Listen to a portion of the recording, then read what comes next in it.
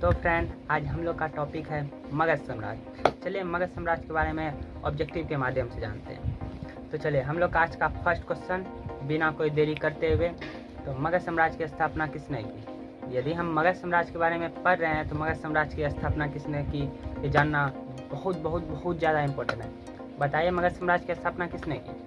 मगध साम्राज्य की स्थापना बिंबिसार ने की। First question complete. हम चलते हैं सेकंड क्वेश्चन पे।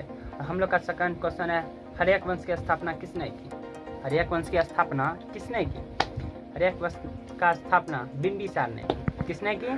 बिंबिसार। अब चलते हैं हम तीसरे क्वेश्चन पर। तो तीसरा क्वेश्चन ये है कि हर्यक वंश की स्थापना किसने की और इसका शासनकाल कब तक रहा? हर्यक वंश की स्थापना बिंबिसार ने की और इसका शासनकाल 544 से 491 ईसा पूर्व तक रहा। चलिए फ्रेंड, अब हम लोग चलते हैं चौथा क्वेश्चन पर। चौथा क्वेश्चन यह है कि बिंबिसार के पुत्र का नाम क्या था? बिंबिसार के पुत्र का नाम क्या था? बिंबिसार के पुत्र का नाम अजातशत्रु था। कौन था?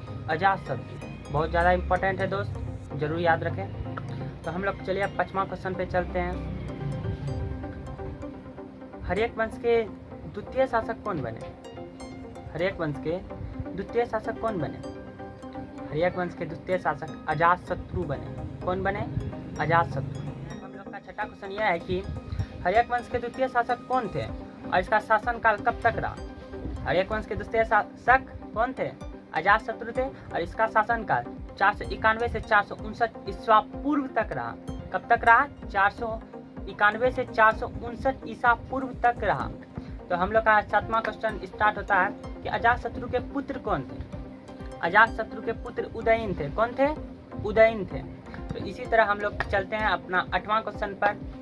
और हम लोग का आठवां क्वेश्चन यह है कि हर्यक वंश के तृतीय शासक कौन थे और इसका शासनकाल कब तक रहा? हर्यक वंश के तृतीय शासक उदयन थे और इसका शासनकाल 460 से 740 ईसा पूर्व तक रहा। कब तक रहा? 460 से 740 ईसा पूर्व तक रहा।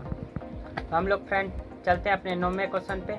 9वां क्वेश्चन बहुत ज़्यादा इंपॉर्टेंट है कि हर्यक वंश के अंतिम शासक यानी चौथे शासक कौन थे और कितने ईसा पूर्व तक रहे? तो हर्यक वंश के अंतिम शासक नाग दशक थे। ये बहुत ही कमजोर शासक थे और इसका शासनकाल कब तक रहा? 440 से 412 ईसा पूर्व तक इसका शासनकाल रहा। ये याद जरूर रखिएगा, बहुत जरूरी क्वेश्चन है। तो चलिए हम लोग अपना 10वां क्वेश्चन पे चलते हैं। तो 10वां क्वेश्चन यह है कि हर्यक वंश के बाद किस वंश की स्थापना हुई? हर्यक वंश के बाद किस वंश की स्थापना हुई? हर्यक वंश के बाद शिशुनाग वंश की स्थापना हुई। किस वंश की स्थापना हुई? शिशुनाग वंश की। हम लोग का 11वां क्वेश्चन यह है कि शिशुनाग वंश की स्थापना किसने की और इसका शासनकाल कब तक रहा?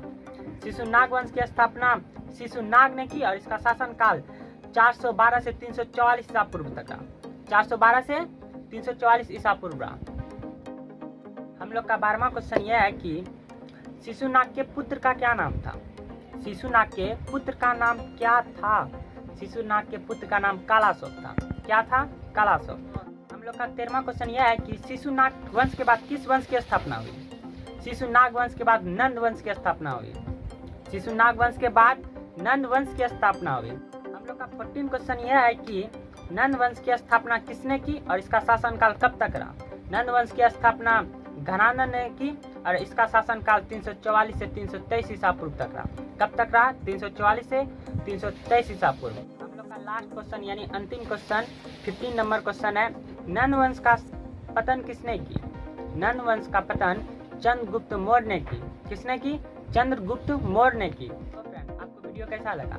अच्छा लगा या खराब लगा तो प्लीज़ सपोर्ट करें, लाइक सब्सक्राइब शेयर करें और दूसरों को वीडियो शेयर करें जिससे वो भी अच्छी से अच्छी तरह शिक्षा ग्रहण कर सकें। तो फ्रेंड, मिलते हैं नेक्स्ट डे। बाय।